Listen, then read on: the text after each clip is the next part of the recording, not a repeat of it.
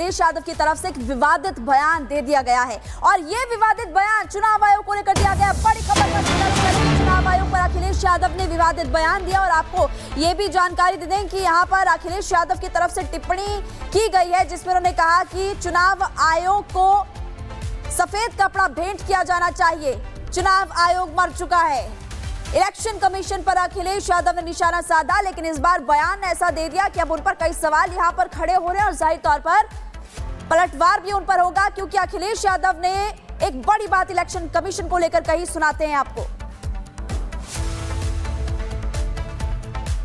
चुनाव आयोग पे बगल में ही बिल्डिंग है चुनाव आयोग की, मैं वो लाना भूल गया। सफेद कपड़ा डाल देना चाहिए उस पर, क्योंकि चुनाव आयोग मर चुका है।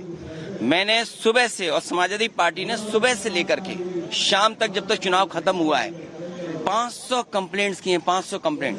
अगर एक भी कंप्लेंट पे उन्होंने कहा, और मैंने अपनी कई प्रेसों में ये कहा था कि मैं चाहता हूं ये चुनाव देखे दुनिया कि लोकतंत्र कैसे चलता है। लोकतंत्र में मैंने सभी प्रेस के लोगों को, बुद्धिजीवियों को और तमाम लोगों को इन्वाइट किया था कि आकर के देखें कि मिल्कीपुर का चुनाव कैसा होने जा रहा है। तो जो बयान अखिलेश यादव ने दिया है, इस पर चिराग पासवान ने पलटवार किया है। चिराग पासवान साफ तौर पे कह रहे हैं, जब देश की तीसरी बड़ी पार्टी बने थे तब चुप थे। सपा की दोहरी नीति है। मिल्कीपुर उपचुनाव हार रही है समाजवादी पार्टी, इसलिए अखिलेश यादव ऐसा बयान दे रहे हैं। देखिए, बड़ी बात यहाँ पर चिराग पासवान कह रहे हैं, साफ तौर पर कह रहे हैं कि भाई जब आप जीतते हैं तब आप चुनाव आयोग पर सवाल नहीं खड़े करते, लेकिन जब आप हारने की तरफ आगे बढ़ते हैं तो कैसे आप बौखला जाते हैं। क्या कह रहे हैं चिराग पासवान, सुनिए। एनडीए के लिए प्रचार किया दिल्ली में, जो सर्वे दिखा रहे हैं उसमें एनडीए को बढ़त मिलती हुई नजर आ रही है, लेकिन इस पूरे में जो अपोजिशन है, जो विपक्ष है, वो थोड़ा खिंचा हुआ है। कह रहे हैं अखिलेश यादव की चुनाव आयोग मर गया है, सफेद चादर भेंट करनी पड़ेगी। ये वही चुनाव आयोग है जो लोकसभा में इनको तीसरे नंबर की बड़ी पार्टी सदन में बनाता है, तो उस वक्त इनको कोई शिकायत नहीं होती।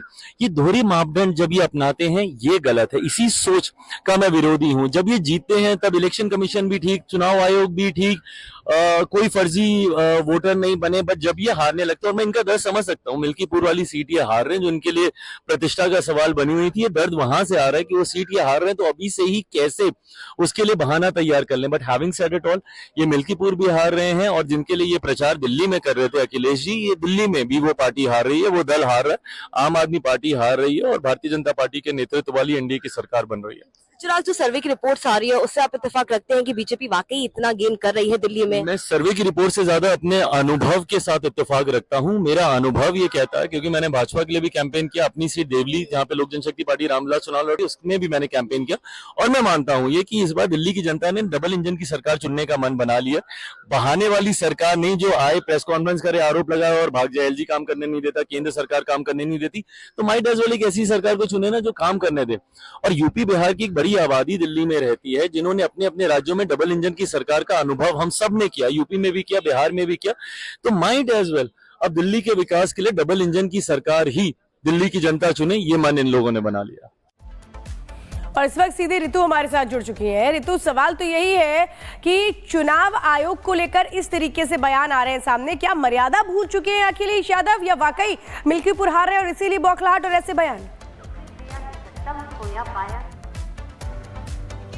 ठीक कहा है, शायद ये बौखलाहट ही है, क्योंकि अभी नतीजे भी नहीं आए हैं और उससे पहले से ही ये टीका टिप्पणी जो की जा रही है अखिलेश यादव द्वारा, और अब वार पलटवार का जो दौर है एक तरह से शुरू हो चुका है। हमने सुनवाया चिराग पासवान ने क्या कुछ कहा। हालांकि इस तरीके की टिप्पणी सीधे सीधे चुनाव आयोग के लिए कर देना ये बहुत बड़े सवाल खड़े करता है, बौखलाहट को लेकर के भी और नतीजों को लेकर के भी। जिस तरीके से उन्होंने सीधे सीधे चुनाव आयोग को कहा कि चुनाव आयोग मर गया है, सफेद कपड़े भेंट कर देने चाहिए, और इस तरीके की जो टिप्पणी है इस माहौल में ये दर्शा रही कि अखिलेश यादव किस तरीके से इस वक्त उनकी जो मनोस्थिति है वो कैसे इसको लेकर के टिप्पणी कर रहे हैं। साथ ही साथ उन्होंने कहा कि जो पुलिस प्रशासन का जो रवैया है वो अलोकतांत्रिक है, यानी कि ठीक नहीं है जो हो रहा है। जबरदस्ती डराया धमकाया जा रहा है। समाजवादी पार्टी के जो यहाँ पर एजेंट्स है उन्हें रोका जा रहा था सुबह से लेकर शाम तक, इस तरीके से उन्होंने जिक्र किया। तो ये कहीं ना कहीं बड़े सवाल खड़े करती है। अखिलेश यादव ने जो टिप्पणी की है ये बौखलाहट को ही दरअसल दर्शा रही है। क्योंकि ऐसा माना जा रहा है कि बड़ी संख्या में जो एक बहुत बड़ा तबका है वो कहीं ना कहीं वोट जो है मिल्कीपुर में बीजेपी के लिए बढ़त दिखाता हुआ नजर आ रहा है। लोगों बिल्कुल रीतू, और कई सवाल यहाँ पर खड़े होते हैं। अपने तमाम दर्शकों को अब हम बताते हैं कि आखिरकार जो टिप्पणी अखिलेश यादव की तरफ से की गई उसके बाद क्या सवाल खड़े हो रहे हैं कि आखिरकार जब चुनाव जीते हैं तो उसके बाद उनको चुनाव आयोग अच्छा क्यों लगता है, और जब हार उनको नजर आती है तो उसके बाद आखिरकार उनको बुरा क्यों लगता है। जनादेश के फैसले का अपमान क्यों अखिलेश यादव कर रहे हैं, क्योंकि चुनाव आयोग को लेकर कई विवादित टिप्पणी करते हुए वो नजर आए। आपको हमने सुनवाया भी कि अखिलेश यादव क्या कह रहे थे, और तमाम सवाल ये खड़े होते हैं कि आखिरकार जो संवैधानिक संस्थाएं हैं उन पर बार बार अखिलेश यादव या समाजवादी पार्टी क्यों सवाल खड़े करती है, और जब इनको जीत मिलती है चुनावों में तो वही चुनाव आयोग अच्छा हो जाता है, और जब उनको लगता है कि सामने हार है तो उसके बाद वो कई सवाल खड़े होते हैं। इसी बीच चलते हैं श्वेता के पास। बिल्कुल, तो देखिए ये जो बयान सामने आया है इस पर अब चारों तरफ से नाराजगी भी है। दिल्ली से बीजेपी सांसद कमलजीत सहरावत ने अखिलेश के बयान को शर्मनाक बताया और क्या कहा, सुनवाते हैं। एग्जिट पोल दिखा रहे हैं कि दिल्ली में बीजेपी की सरकार आ रही है, क्या कहेंगे? एग्जिट पोल तो चुनाव के बाद दिखा रहे हैं, लेकिन हम जब से जनता के बीच में गए, पहले से जा रहे थे, लेकिन चुनाव का नोटिफिकेशन होने के बाद जनता के चेहरे पर साफ था कि इस बार दिल्ली की दुर्दशा से दिल्ली की जनता बहुत परेशान है और भाजपा को वोट करने वाली है। तो एग्जिट पोल जो दिखा रहे हैं बिल्कुल जनता का रुख, मुझे लगता है एग्जिट पोल से भी ज़्यादा जनता के बीच में जो रोष हमें रिजल्ट में नजर आएगा। अखिलेश यादव ने कहा है कि चुनाव आयोग मर गया है, हम व्हाइट कपड़ा भेंट करने के लिए जा रहे हैं। इन लोगों की आत्मा मर गई है। ऐसा दिल्ली में दुर्दशा होने के बाद भी जो दिल्ली की जनता की आज हालत आम आदमी पार्टी ने कर रखी थी और अखिलेश जी उनके समर्थन में खड़े हो रहे हैं। ये राजधानी है, ये आपकी भी राजधानी है अखिलेश जी, आपको शर्म आनी चाहिए। टूटी आपको इस वक्त एक बड़ी खबर बता दें, टीएमसी सांसद कीर्ति आजाद ने कांग्रेस पार्टी पर हमला बोला, कहा कि कांग्रेस हर चुनाव हार जाती है, इंडी के नेतृत्व पर विचार करना अब जरूरी हो चुका है। तो इंडी गठबंधन एक बार फिर से सवालों के घेरे में यहाँ पर, क्योंकि टीएमसी ने कांग्रेस पार्टी पर आरोप लगाया और टीएमसी का यह कहना है कि इंडी के नेतृत्व पर विचार करना होगा। भारतीय जनता पार्टी की दिल्ली में सरकार बन रही है, आपका क्या मानना है? मेरे ख्याल से इसमें अगर कोई दोषी है, अगर सच में बन रही है भारतीय जनता पार्टी के, तो कांग्रेस को विचार करना चाहिए, क्योंकि हरियाणा में भी मांग थी, वहाँ भी हार गए, उससे पहले महाराष्ट्र में हार गए, लोकसभा में जो इतना बढ़िया हमें मिला था, यह क्यों ऐसा कारण है कि सब जगह पर कांग्रेस हारती चली जा रही है? इसलिए सोचना पड़ेगा कि क्या इंडिया गठबंधन के मुखिया कांग्रेस को बना रहना चाहिए। तो राज्यसभा में बयान देंगे विदेश मंत्री एस जयशंकर, अमेरिका से प्रवासियों की वापसी पर देंगे बयान। जिस तरह से अमेरिका से 250 प्रवासी भारत आए भेजे गए हैं, इसके बाद अब बयान आएगा। बहुत अहम हो जाता है ये बयान, क्योंकि अमेरिका में ट्रंप की सरकार आने के बाद जिस तरह से एक्शन लिया जा रहा है उससे एक चिंता भी बढ़ रही है, लेकिन ये एक्शन अमेरिका के लिहाज से लेना जरूरी था, ऐसा ट्रंप लगातार कह रहे हैं।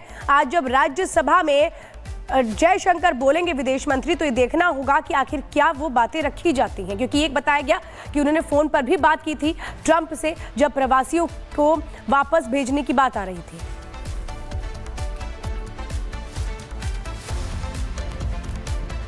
तो बड़ी खबर आपको लगातार हम बता रहे हैं, राज्यसभा में बयान देंगे विदेश मंत्री डॉक्टर एस जयशंकर। और इसी बीच आपको ये बता दें कि अमेरिका से जो अप्रवासी वापस आए हैं उसको लेकर के उनका बयान होगा। देखना होगा कि आखिरकार विदेश मंत्री डॉक्टर एस जयशंकर क्या कुछ कहते हैं, लेकिन आज राज्यसभा में वो बयान देंगे।